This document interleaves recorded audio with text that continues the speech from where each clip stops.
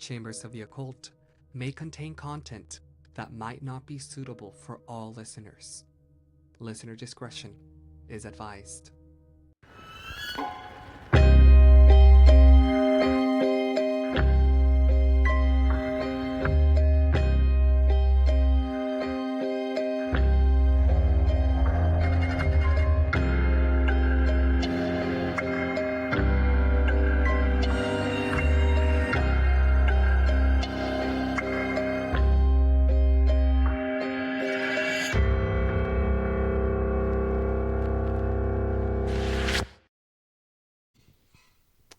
Hello.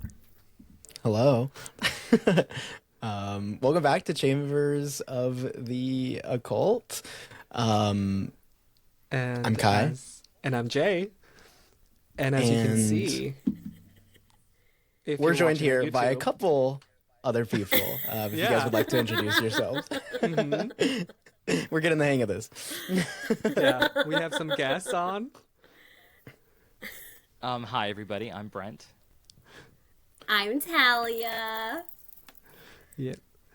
And they're from their own podcast, Chillworthy. Yes.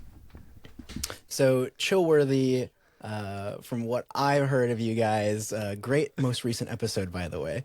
Thank I did you. enjoy It was that. A little in the weeds. We all have No, one it was of awesome. those. I loved it. Yeah. Chillworthy is another fellow true crime podcast of a duo of two best friends, just like us. So listeners, we would really say to check them out. Today they're going to be giving us a little taste of what they cover on their podcast. So we're excited to have them here. Yeah. Brent, Talia, tell us a little bit about, your podcast. This is your chance to tell our listeners why they should tune on to you. Tell them about yourself. Why they should listen to us? Well, I think that we are an acquired taste, but I think you will like it once you start. As long as you Talia, don't mind disorganized thoughts. Yes. I think, and Talia, chime in whenever you want, but I have always said to her from the beginning that I want our podcast to feel like you're sitting down with your friends and talking about things that are serious and whatnot, but also like you're doing it in a way that you would talk to friends about it, not like a newscast or something like that. So just kind of like I don't know. What would you say, Talia? Like a little bit of chaotic. Very, yes. Worse in other episodes than others. Right. High energy. Yeah. Yeah. Comical. To an extent. Right. But still realizing that like all this stuff is serious at the end of the day. Mm-hmm. Oh, absolutely. Utmost respect for the victims. Yeah. Nice. So pretty much it's like, hey, we're going to take this serious, but we're going to have fun while talking about it. Right. Yes. Yeah. And mostly making fun of each other. Well, I think that's pretty accurate. With Like friends do. Our humor. Right. So pretty much to our listeners, if you guys like our podcast, you're going to love Chillworthy. So check them out. They're awesome. Well, thank you. Yeah. Thank you so, very much. Brett, Talia, you're our guest. Take it away. Let us know what you have. Our listeners are here for you. Give them a treat. Give us a treat, because we actually don't know what you have for us either. Yeah. Okay. Exciting stuff. Let me get my notes Yeah. here. Usually it's like Jay or me presenting to each other, so only one of us can be surprised, but now both of us are here waiting for a case. Which is kind of like a nice better. surprise. Yeah. No, it feels really fun. New We experience. do the same thing that we don't know each other's when we, one of us will present and the other one. It's a surprise too. So, yeah, we do the exact same thing. And it's very exciting. Yeah. Especially when you're like, I've never heard of this before. Right. Cool. I like those Which best. is a lot of them. Actually. Yes. Well, and something interesting. Somebody was just asking me when I told them that I had a true crime podcast, and they were asking me about like, oh, what do you think of this and this? And I was like, I have no idea. Yep. And then I had to kind of go back and say like, the true crime podcast part was for me only because I was chasing Talia for years to do something, and I know she likes true crime. So, like, I said to this person, like, if she would have been into, collecting teacups, then we would be talking about the latest Teacup. whatever. Collection. So, like, Yeah. I'm not really, I'm not up to date on all of these current ones that everybody is like talking about. So just to your point, it's like they're all basically new to us because, well, at least to me, because I was never looking them up before, really. Fair. Yeah, of course. But okay, so we're good to start. Yeah. Whenever you guys would like. Okay, all right. Okay, so I'm gonna start. This is a case on Tamla Horsford. I don't know if you guys have ever heard of her. I haven't, no. Okay. Wonderful. Well, good to start then. Right. Speaking of not knowing cases, right? Yeah. I'm sure I would remember a name like Tamla. Well, so it's Tamla. Oh, okay. Tamla. Okay. Tamla. Tamla. All right, so we're going to imagine that it is a cool fall night on November 3rd, 2018. Recent. Right. This takes place in Cumming, Georgia. 40-year-old Tamla Horsford, who was a loving mother of 5. She heads out to an overnight birthday slumber party. So this is like an adult slumber party, basically. Is it a slumber Sounds party terrible. away from the kids? Yeah, no kids. Okay. Just adults. I can get on board with that. I can't. I have no desire to be slumbering with other adults. I don't want to do any of that. Agreed, Talia. Agreed. Yeah, it sounds very unappealing. Yeah. I want my own bed, my own room. Right. don't mind it, but I guess it depends on who you're with, obviously. See, the only reason I can get behind it is because it's away from kids. Good call. There's lots of other things to do away from kids. Yeah. So. Fair. Also a good point. Yeah. We don't have to be slumbering with people while we do it. Or don't do it. True. Right. So anyway, this is like the setting. It is an adult slumber party. It was supposed to be with fellow football moms from their children's football league. Okay. Now this is painting a picture. So, It's a mom sleepover. yeah. A football mom sleepover. Yes. So Tamla arrives around 10 p.m. And I guess she arrived a bit late because she'd been baking a breakfast casserole for her family. So this, kind of gives a little glimpse of her caring nature, how, she was a very, like, devoted mother, that kind of thing. Something of note was that she was the only person of color who was invited to this party. Interesting.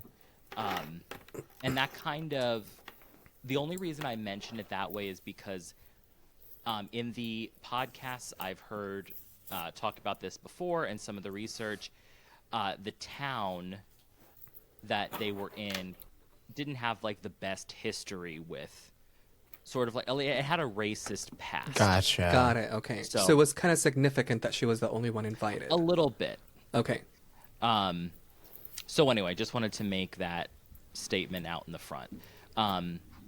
So anyway, so she's at this house. Now, she didn't really know many of these people at all. I think she had only really started talking to the host, and only had met this host about 2 times before this sleepover was happening. So it was kind of a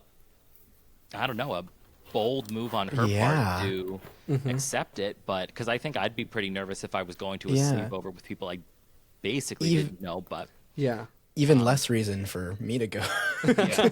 Absolutely. Sleepover. Yeah.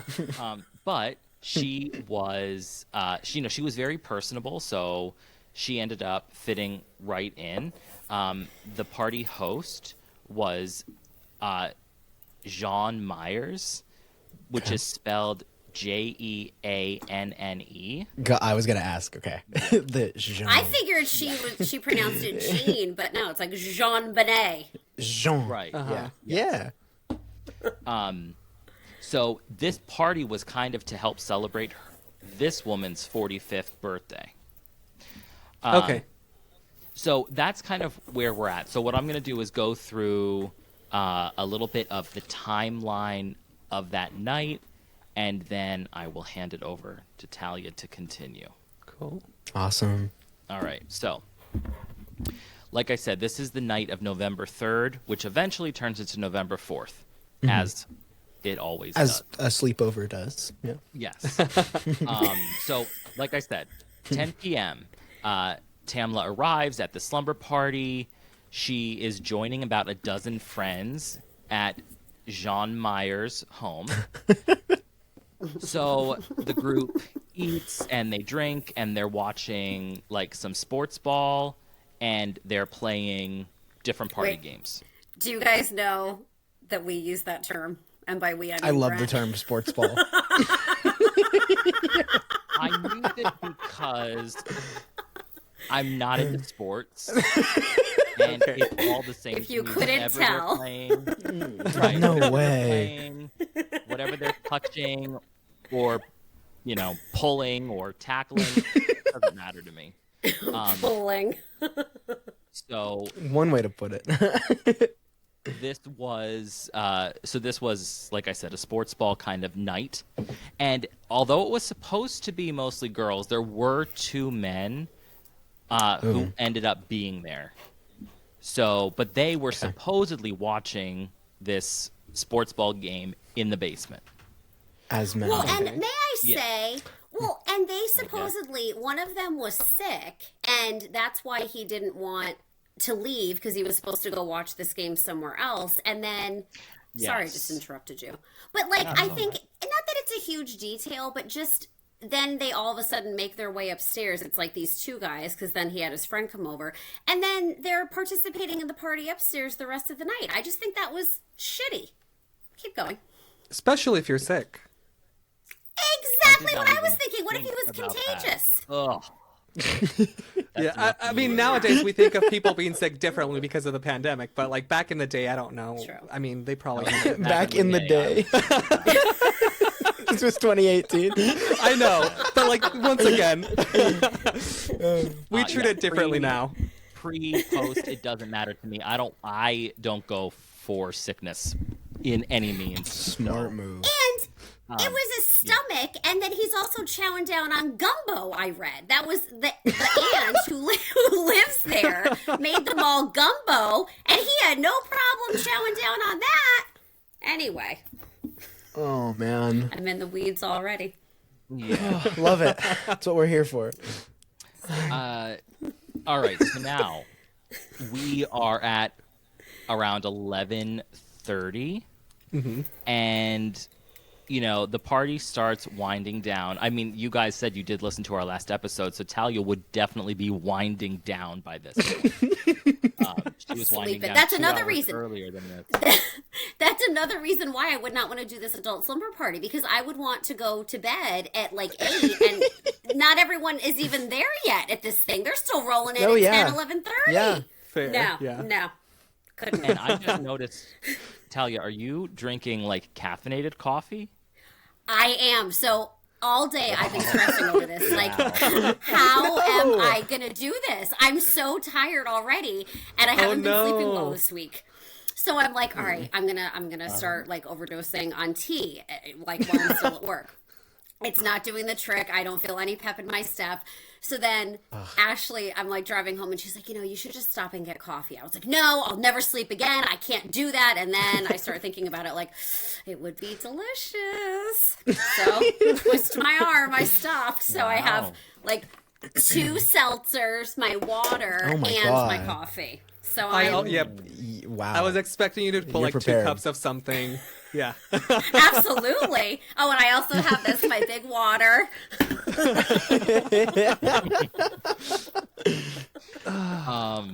All right, so anyway, guests are starting to like wind down now. There were a couple of guests who weren't actually going to be staying the night, so they started to head out.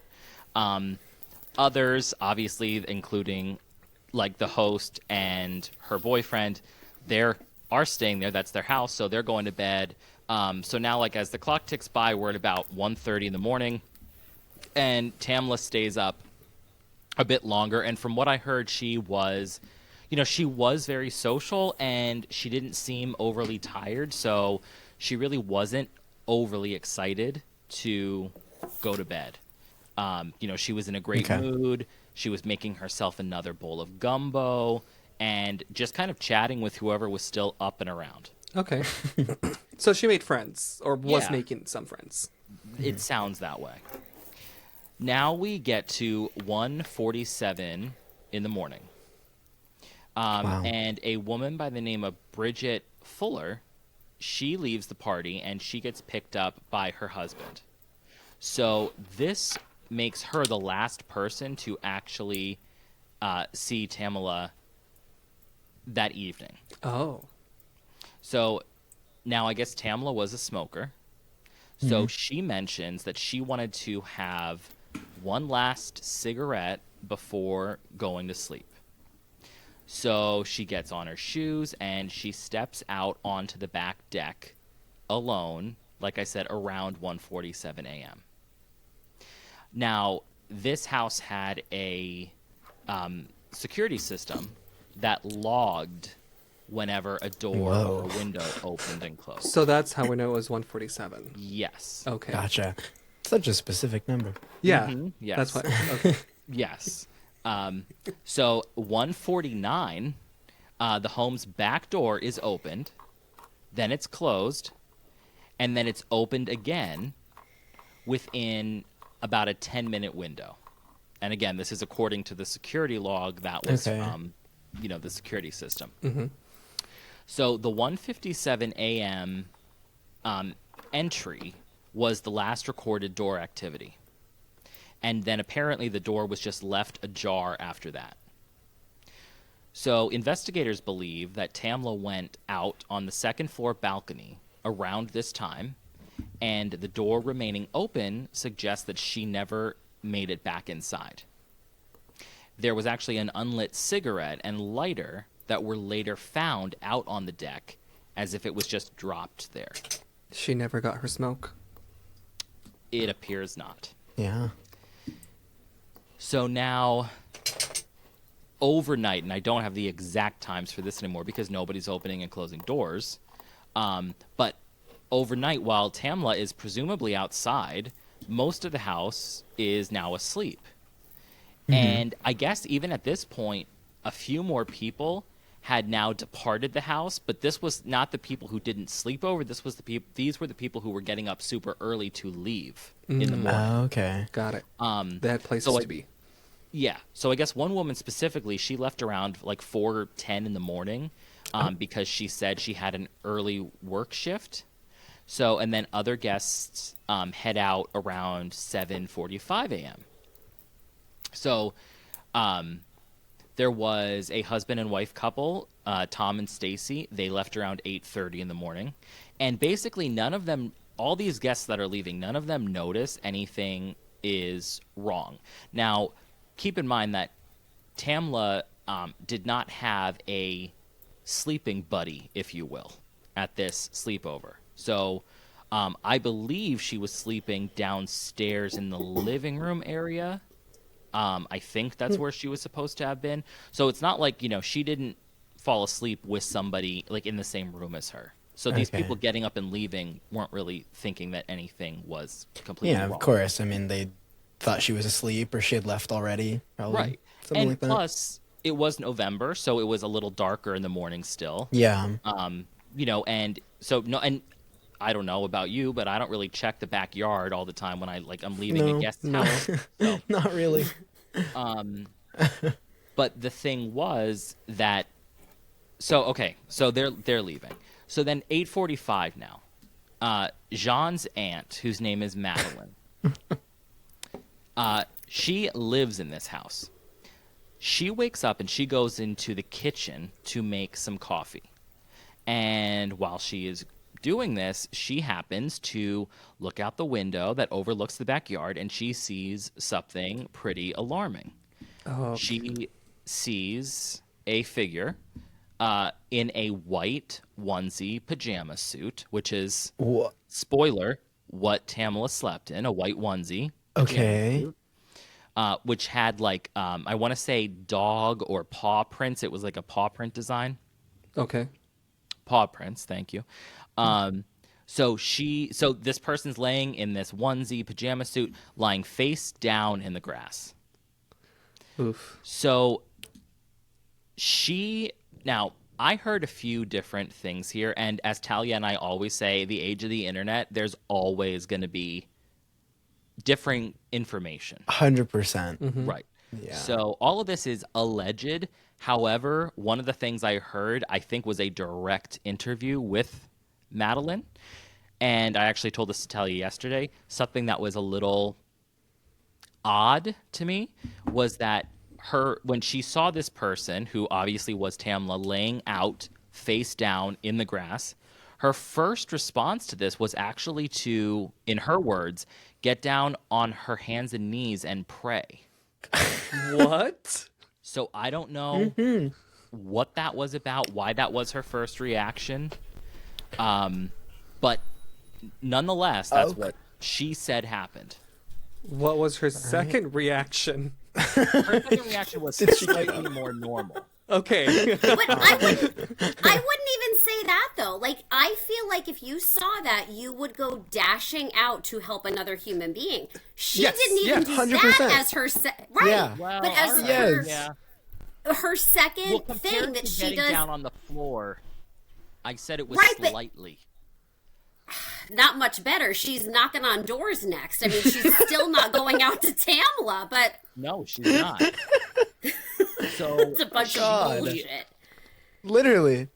she apparently goes to alert Jean and Jose, who is Jean's boyfriend. Okay. And she says she referred to her in this way that I'm going to tell you because she could not remember her name. Okay. Can't remember your guess. No. But And she was participating in the festivities. But she was participating in the Give party. everybody the benefit of the doubt. I don't Talia like her. gives I have zero more to people say any about this. benefit, and I'm always No. giving people I would a love lot to of hear benefit. it. Yeah. So, I have but that's more why, coming on Madeline. we balance each other out. Yes. So she knocks on this door and says to Jose, "Your friend from the islands." What? Yeah, which I What? guess she was from an island. Well, yeah, but you don't need to. Yeah. Because it was a reference. It was a reference to Tamla's Caribbean heritage. Yeah. So she basically says something is wrong with your friend from the islands. You couldn't just say there's someone in the backyard? Now there's a lot of weird. Right. There's a lot of They needed to specify. what would you say, Talia? Like non-urgency almost. Gotcha. Not yeah. urgency, but also like major inconsistencies. And I'm not saying that any of these women necessarily did something to her, but it wouldn't fucking surprise me. But Madeline initially told the police in her interview that excuse me, Jean, so she claims she heard water running. Jean and Jose were showering. Somebody was showering in this room, and I guess the bathroom must have been like in their bedroom. So she's knocking on the door, and she's like, well, I didn't know if like Jean was showering and Jose was sleeping, or Jose was sleeping and Jean, or I think I just said that, you know what I mean. one of them was showering, Yeah. or she's like, Yes. were they showering together? And I didn't want to interrupt them. Meanwhile, Jean and Jose say in their interviews, we weren't showering, we were sleeping. Like, she woke us up out of a sleep. So what water was she hearing? I think Madeline is just full of shit. And I have one more thing about her, but I will save it for Okay. later. Tell me about. Please. Okay. Yeah, I'd love to hear it. I'm looking forward to more about Madeline. So, all right, anyway, so she tells him this. So eventually, and I say that eventually almost like ridiculously so, they do call 911 for help. So on this recorded 911 call, Jose reports that Tamla is not moving one bit and she's not breathing. And he also mentions that Tamla is lying face down, and he even, I guess, notes that there was a small cut on her wrist, speculating that maybe it was like self-inflicted. I don't know why that you go, Interesting. in that direction, but and I guess you can sort of hear in the background a female voice is kind of anxiously like talking out loud, and she's sort of wondering out loud, did she get pushed off this balcony where she was supposed to have been having this smoke, basically. Yeah. Don't you also find during that call, Jose also commented, or not commented, the 911 operator was like, is she breathing? And he's like, we didn't go over to her yet. And Okay, the 911 they hadn't even operator's gone like, over. no, and he's like, or the operator's like, well, do you think you could? Like, we should know that much. And also, he never tried to resuscitate her. Like, he even like, fine, you don't think she's breathing, right? Like, you aren't an EMT, you're a pretrial Turn her officer. over I don't know if we got to CPR. that part yet. Yes, like, just try it. Like, it just. How long before they actually approached her? Yeah. Is there a rough time between when they discovered her and when the phone call was made, the 911 call? Is there an Excellent estimate? question. Oh, I don't know what the time was. I know we know it, but I just imagine there was, probably a long period since there was the non-urgency of it all. There was. Yeah, I mean, definite non-urgency. Like, I can't imagine just going up to my friend and being like, hey, I think your friend from the islands is, like, not doing so great outside. Are they? But we don't know. We didn't go up to her. I don't know. We don't know. Let me go finish. Let's grab some coffee first, and then we can, like, go out there.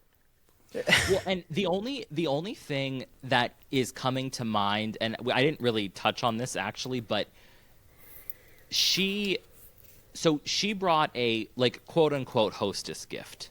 Mm-hmm. Okay. Which was good story. a big bottle of tequila. Okay. That she insisted was imported from Mexico. And when I say that, I just mean, like, she was trying to say, like, hey, this is really good quality tequila. Yeah, of course. And this story sort of hits home because Talia faced this very thing herself when she brought a hostess gift to a semi-friend's party once, and it was a bottle of wine that's a strong that he word. did not like. Semi-friend? And he told her, like, Never he my doesn't friend. drink this. There's too much calories in it, and now he has something to serve his guests. So this kind of stuff does happen in real life.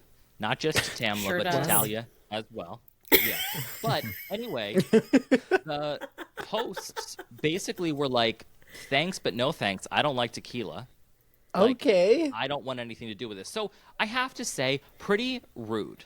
Yeah. It is. You accept the gift. You take Find the something else to gift. do with it. Yeah. You put So it on the reason- display. And Yeah. she's So the- and she's like unapologetic about it too. It comes up in her interview, and she's so bitched up about it, like unapologetic, and she just has no shame, none. Someone died on your property and you act like it's Yes! an inconvenience? Absolutely, What? yeah. You are not It was the her victim birthday here. party, for God's sake. Nothing ruins my birthday. She couldn't have died the day after. It had to be on my birthday. Well, it could have been the day after, actually. Yeah, it could have been. We'll get into the it. reason I bring this up is because from the accounts, Tamla drank a lot of tequila herself because nobody else wanted it. Makes sense. Yeah. So the only reason that jogged my memory about this was because I'm thinking of the possibility of, like, now granted, this isn't normally people in their 40s, but let's say people in their 20s who are drinking a hell of a lot throughout the night, they might end up falling asleep, quote unquote, in some weird places. Oh, Talia's gone. No, we lost her. Oh, well. That's okay. I'll get through way more of the story like this. And that is exactly what you can expect if you tune into Chillworthy. Absolutely. But so I just mean, like, you know, in my head sometime, and like I said, I know I feel like I go like over the top giving people the benefit of the doubt, but it's like, pretend like you had a really drunk friend who, you know, ended up on the floor. And I know it's different as a 40-year-old out on the lawn, but I'm just saying, like, if somebody was really blasted, Yeah. I could see, oh, she's back. She's back. We were just talking Sorry. about Oh, nice. God, Talia. No worries. So anyway, that's the only reason I mentioned that is, like, she did have, you know, she had a lot going on. She had a lot to drink. Yeah. Okay. Yeah. So, anyway, to get to the end of this timeline, basically, like Talia had mentioned, the 911 operator is asking if she's breathing and stuff. He says no. He says her body is, quote unquote, stiff.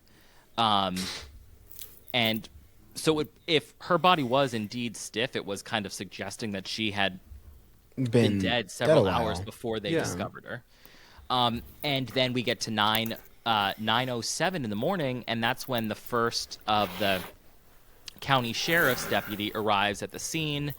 Not very long after the initial call was made. Yeah, of course. But sadly, there was nothing to be done at that point because Tamla is pronounced dead in the backyard.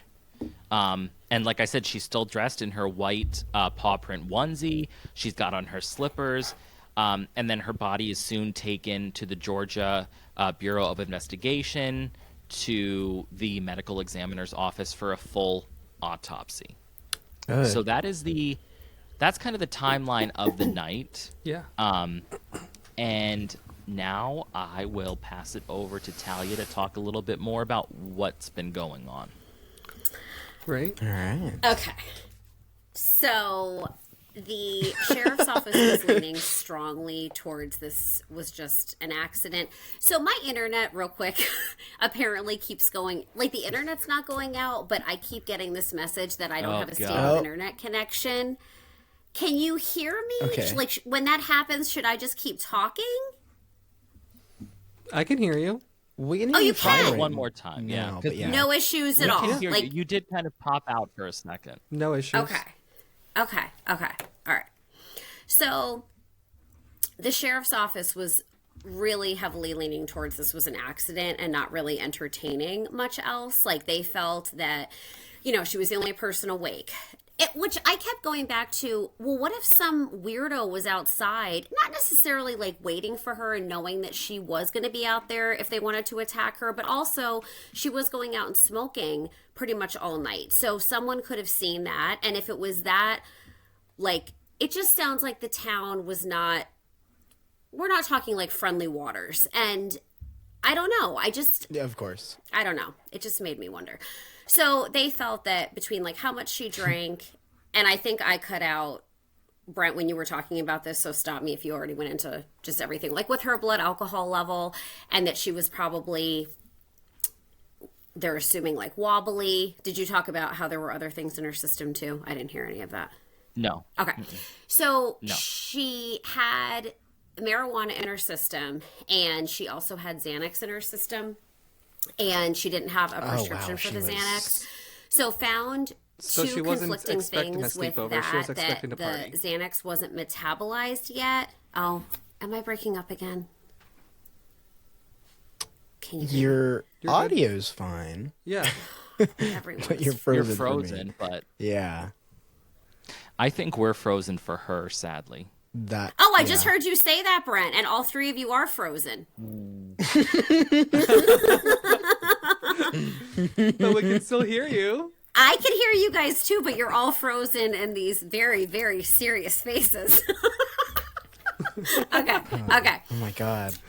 All right, so... Old school podcasting. Oh my God, No I more can see video. a picture of myself No. and I look like I'm like electrocuted. All right, so it's hysterical. I wish I could take a picture of it and show you guys. All right, so no signs that she had vomited, but that somehow got floated that, oh, maybe she was like looking over the railing and was like getting sick, and there was no report that she had vomited recently, that she had aspirated, that anything like that had happened. So that seemed to kind of just be born out of nowhere. But back to the Xanax. So she had Xanax in her system and found two conflicting things on that where I thought it had said that it was already in her system, and something based off of like the levels that it wasn't clear on when she had actually, like that she didn't necessarily take it there. Then the next thing I saw was saying how it hadn't even, or Brent, I should say, saw it, that it hadn't even been metabolized yet. Then that leads to one of the girls at the party, I forget which one it was, but that she had a Xanax prescription, kept it in like a necklace that she wore, and was basically distributing it at the party. So, not to say like anyone like Bold forced move. Tamla, right? Like just she was ready to. She was ready for anything. Not Tamla, the provider. She was doing business. So I think obviously there was a lot going on.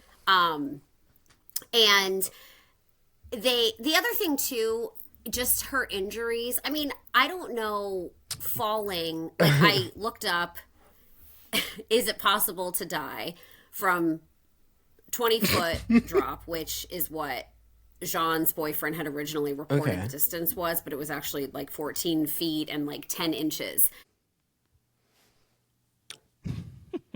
Well, apparently connections can drop and die.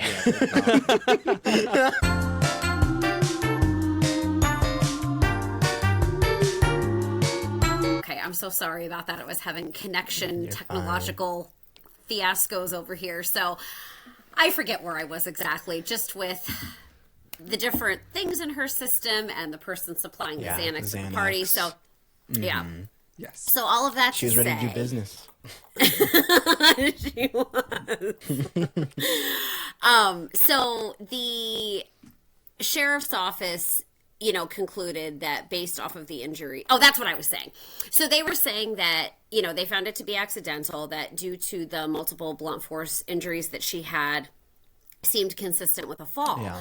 And when I was doing the research, I looked it up because I thought, is that possible? Like, what is the distance where you could potentially die? Like, I guess just falling the wrong way, but it was saying anywhere starting really at like 10 feet, you could die from a fall. So she had trauma. Wow.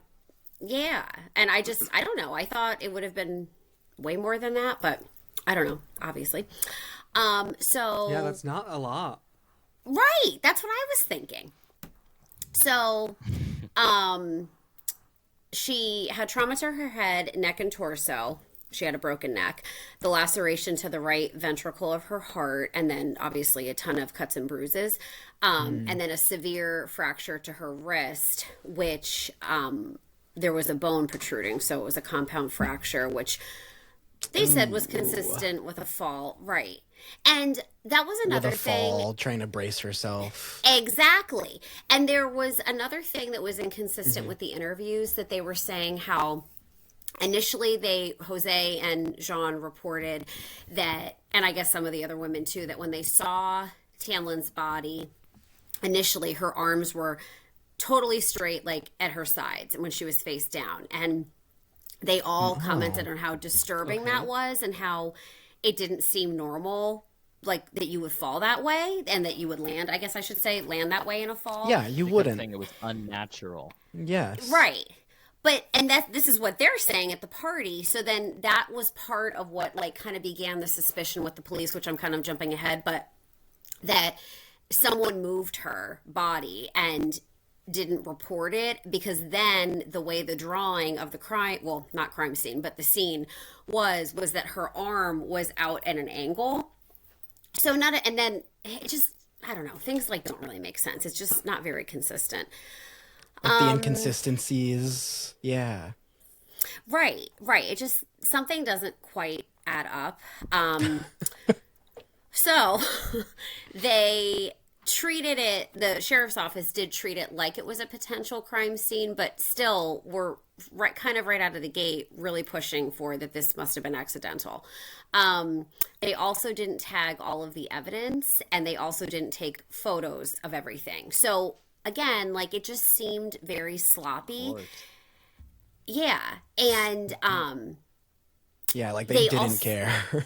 No, and they interviewed these people together. Like, well, they I shouldn't say that. They let them like together in the interview? house. Well, not a group interview. I misspoke. Sorry. Oh, but so they could corroborate and yes, they didn't separate them. They could smooth out a story. Yeah. Exactly. Yes. So I don't know, like, if I don't believe these people. I mean, I don't believe these people, but then it's like the police are a whole other sort of like beast in this, and I mean, everyone is awful. And then there was also there was footage of the interviews that were happening in Jean's house, and she can be heard and Madeline can be heard fussing over these officers and how they got them Dunkin' Donut gift cards. They were falling all over them. Madeline is like interrupting Jean to say, like, oh, well, I made them cookies.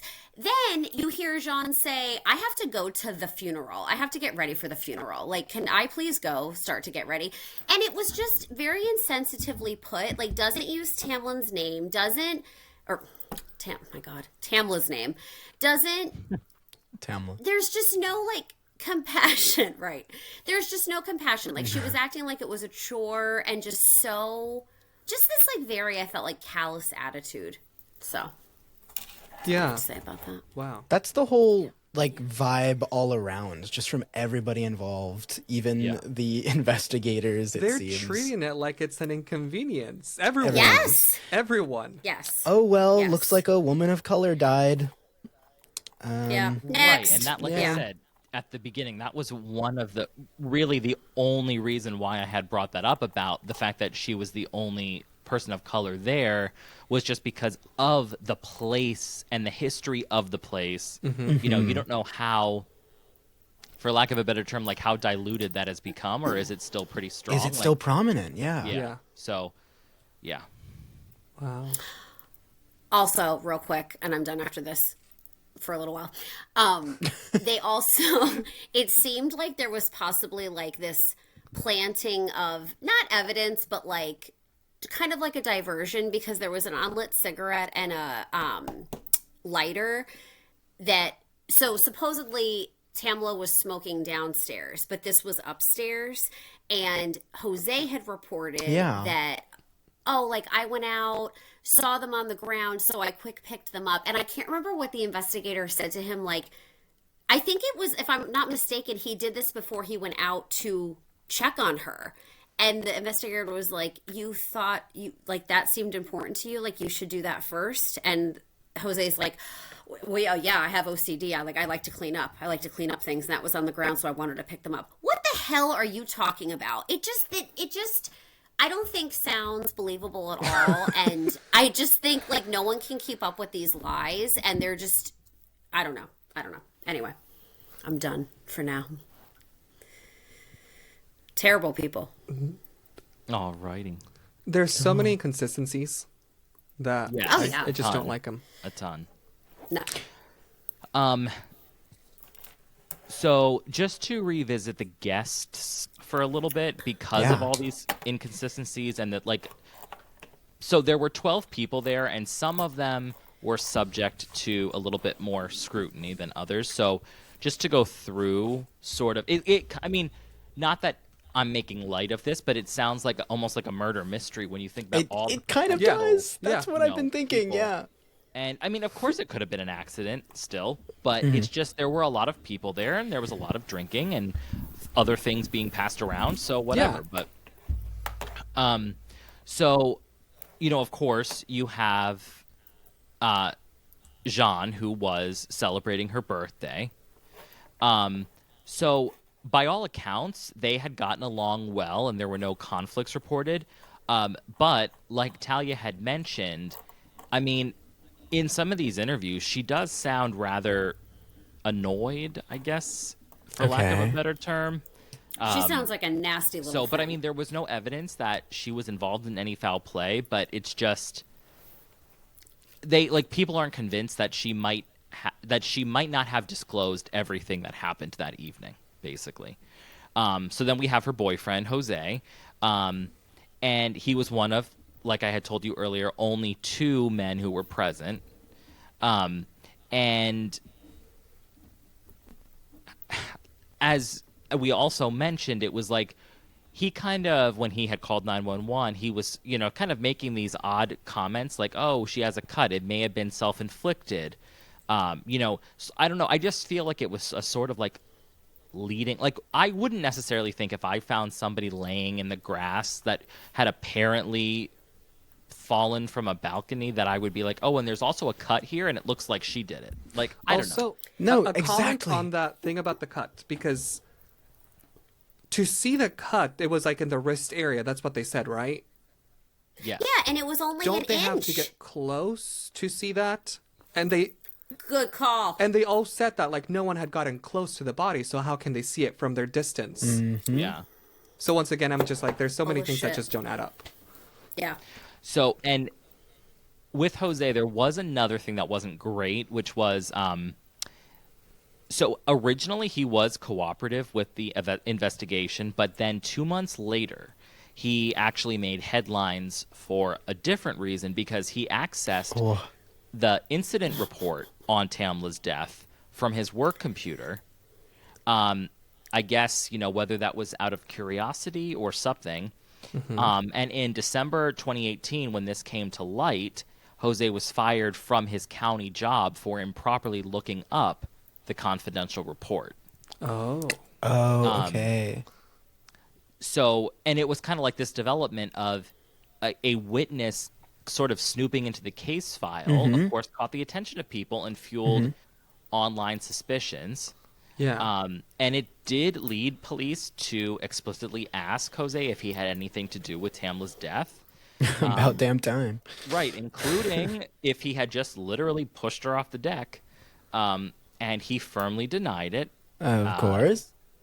So, but, you know, Jose's termination and the mystery around Tamla's death just became very, like, intertwined in the public's mind. Of course.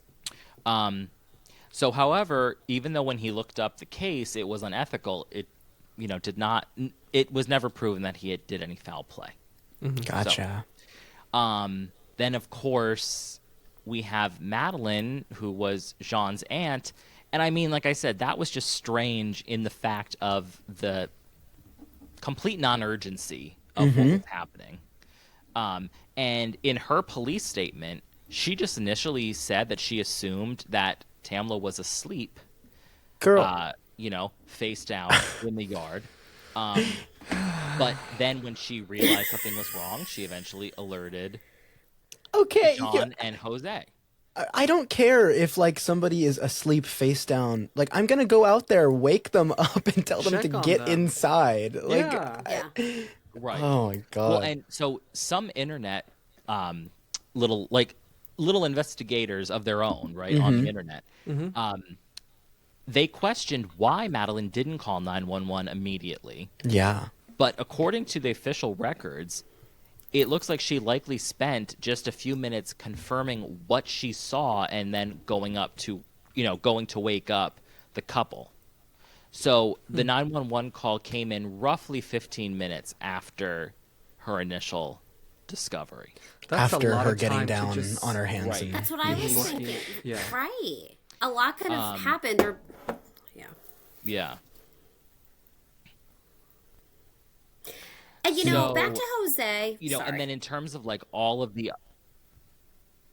That's all right. No, go ahead. Talia, are you gonna go ahead? I think she's on a bit of a lag. Yeah, she is. Yeah, there's a slight delay. I thought it was better, but it's not. Oh God. Just go on without me. Go ahead. No, I think we're good. You're good. That's fine. So, yeah, I was just saying that that some of the other attendees, Bridget Fuller, I think she was the one who had the Xanax in her necklace, and from what I heard, it was because she suffered from panic disorder, and it brought her comfort to literally have it like within reach at any time. No, I'm not saying that doesn't mean she wasn't sharing it with people by any means. Fair. But she had a reason. Okay, also, how much Xanax can you carry in that necklace? I don't know. I was wondering, Right? because I don't think they ever showed a picture of the necklace, but I looked them up on picture it to Etsy be after one this. of those ones that like you like unscrew, and it's like, did she just mouth something, or did you actually speak? I don't know. Oh, I was talking. All we saw hear was me? your mouth moving, and we didn't hear anything. Oh, No. I haven't been using. now. I haven't been using my microphone at all yet until right now. Should I have been? I don't. That might explain it. I Yes. don't know if that really made a difference. Oh, all right. That makes me feel better. My suspicion is that you don't even have that microphone set up. So, that's just my suspicion, because Yeah. it sounded Ding, exactly ding, ding. so. Let me try to see how the hell to do fine. You that. still now. sound fine without it. Thank you. There was no way I was going to be able to police her from. Oh my God, Talia, don't change anything now, for the love of Oh, God. okay. Leave it. Leave it. I guess I don't have to use this then. One less No, you sound thing. fine. It's great. It's all good. Yes, you do All right. sound okay, which is why I didn't bring it Thank- up before. Goodness. All right. Just- I wondered why you Next were episode. Just for yelling at me. visuals. Yeah. All right. Keep it where it was. Yeah. Okay. All right. Okay. Okay. All right, Talia, do you want to pick this back up and try to take us home? Sure. Well, I don't know about that. I don't think I'm ready. Okay. So. Oh, you know what? I skipped around. I was going to say, why was I talking about some of this already? I jumped the gun a little bit. So I started. Can you hear me? Yes. Oh, yeah, I can hear you. Okay. So I already I have talked a feeling. See, I color coded this for all of us. I redid Smart it. move. I did it. I Well, know I'm was it, though, green. because she started reading. What? But I think she started a little down further than what she meant. I did, and then I went back up again. But you know what? Do you- We are nothing if not transparent. Yeah. Hell yeah. Yeah. We're professionals. Yeah, if your listeners like this kind of bullshit, then great. Oh, they love it. If they don't, then just They've sticked around. They're going to love pass you. on us. All right. The now, chaos is where we thrive. They're going to be so, like, this you know. is what we signed up for. Yeah. So they officially ruled Tamla's death as an accident. The family was not convinced of this, though. So they just, were very vocal about questioning this narrative that the sheriff's department put out there of what supposedly occurred, plus the reports from, the people at the party. The husband, Tamla's husband, kept saying just how she was very coordinated even when she was under the influence. He kept saying that he knows she could have driven that night even though her blood alcohol level was so high, and he's like, that does sound awful, but I know her and she just had a really high tolerance. So to imagine her being clumsy as a result from drinking, it just she wasn't prone to accidents. And even her sister had said this, it wasn't just the husband. And it was hard for them to reconcile with like the severity of her injuries, that was just from the fall, that nothing else had happened, or that, I don't know if they were thinking like she was assaulted or what, but just that they didn't think that was consistent, that there was nothing else. They felt that there were so many inconsistencies with the differing witness accounts, like who saw Tamla when, what time, over the course of the night. They felt that there were a lot of timeline gaps, and that the investigation was it was a little too perfect at the conclusion, and also wasn't even open for that long. Like, it was closed pretty quickly.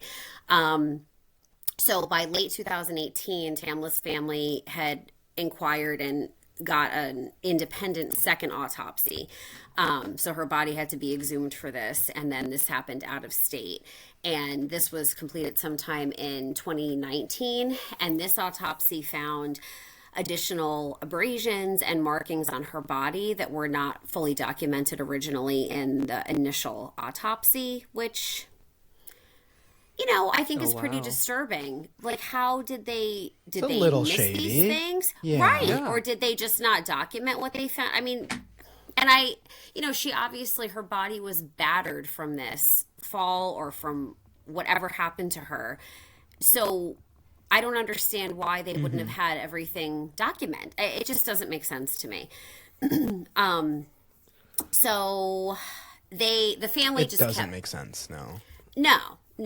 And the family felt that something, like that there was some sort of a struggle prior to her passing away, that even like that something. It also adds up to the reason that they didn't take that many pictures of the crime scene and all that stuff. Oh yeah, exactly. Why wouldn't you have, like, you would think that would be a part of any investigation, but conveniently not in this one. And if you look this case up, I think the biggest thing for me. I can't freaking hear anything. You're right. No, I was just saying, I think the biggest thing for me is just the idea of like her lying face down on the floor with her arms down to her sides. You take a look at that. That is not how somebody falls off a balcony. Hell no. Like, that's just not. Like, you don't land face flat on your face. You're probably going to land on your back somehow. It's like your head is staged. going to be crooked. Your neck's going to be broken. You don't just fall face flat. That's not how it works. Yeah. Exactly. Whether she was conscious when she fell or not. Just the base thought I have. No, you're totally right. Something is just very screwy about it. And like that somewhat, I don't know, maybe if like, did they position her? It just, the whole thing seemed like a setup of some kind, whether it was with what happened to her, the body positioning, other evidence. I just feel like so much was swept under the rug. And with pictures, granted, it's different than like crime scene photos, but if you look this case up, there are so many pictures that the women took during this party. I don't know. I just feel like it was basically documented until it wasn't. Just, I don't know. Just very shady. I feel like that's all I have, because then it goes into Jose, who we've really kind of torn apart. So, and about his firing. Yeah. Yeah. Yeah. Yes. So you're up. I know that in 2020, there was a petition to reopen this case because people were just not happy about it. Good. So I guess it got over 700,000 Wow. signatures. Huge.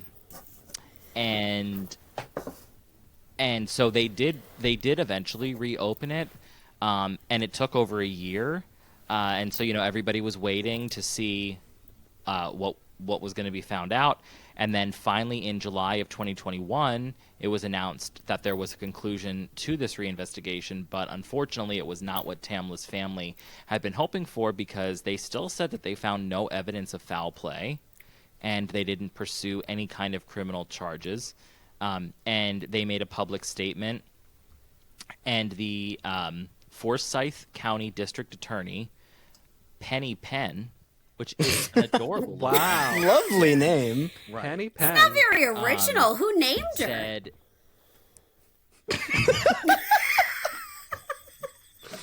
And you know it. It's like Johnny John. Oh my God! Yes! Yes! Oh my God!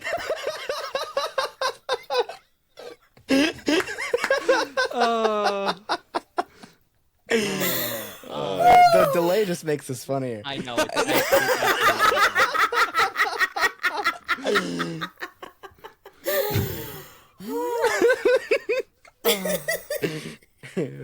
All right, Talia, I'm gonna read something quick, okay? Okay. All right. So Penny Penn said there was no evidence that anyone else was responsible for Tamla's death or that foul play was in any way involved. The facts overwhelmingly indicated that she died as a result of a tragic accident. So obviously nobody was, in terms of these like internet sleuths and these people who were trying to like fight for justice, I mean, that wasn't really the best outcome, I guess, but no, that's what they determined. Mm-hmm. And yeah, I don't know. I mean, all around, as we obviously have seen, it was just a really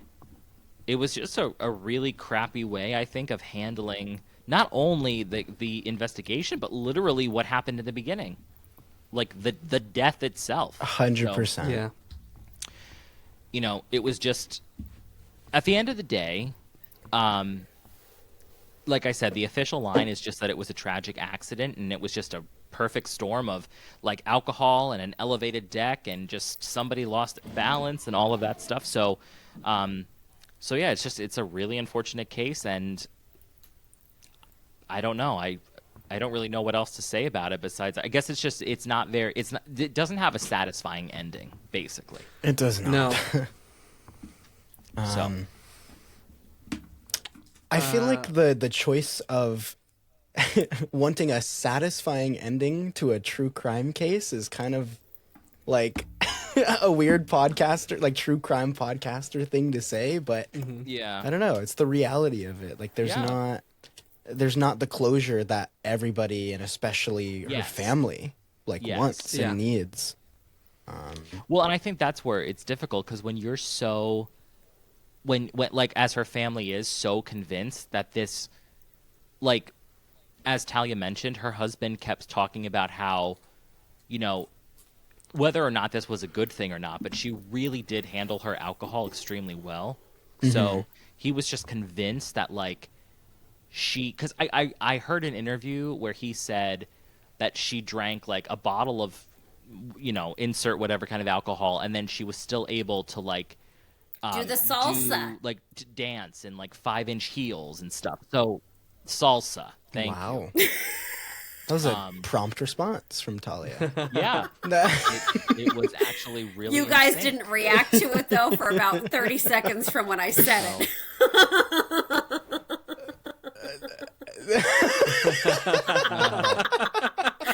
Damn.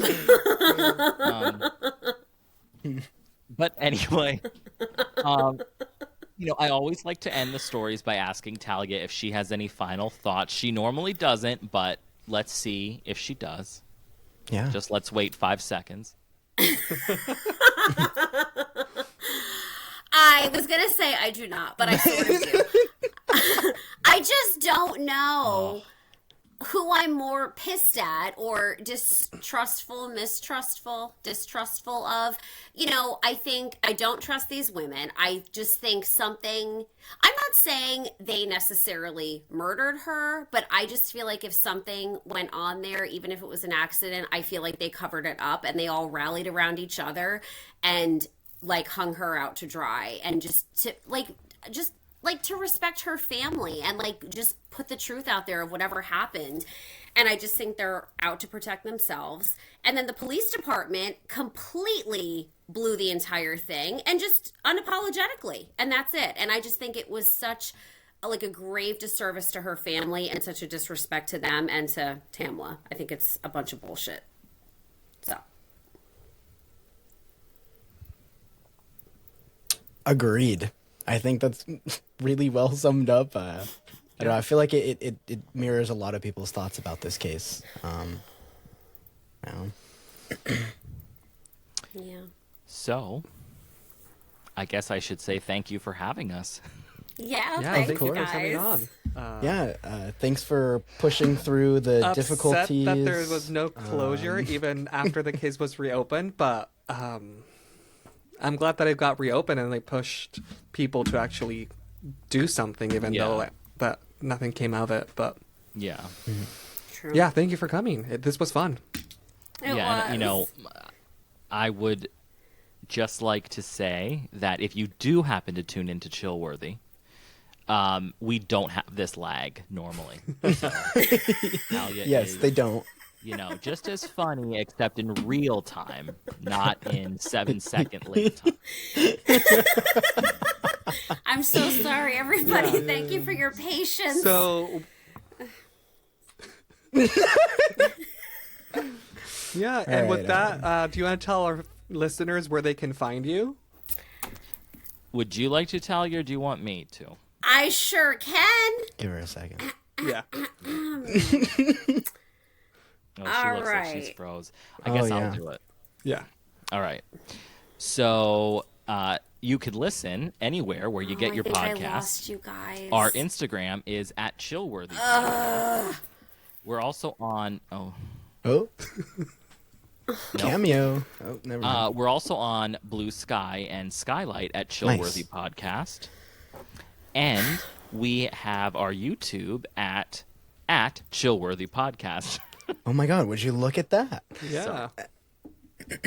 So yeah, but you know, normally I would do a nice little sign off with Talia, but since I can't, I'm gonna just do all of it.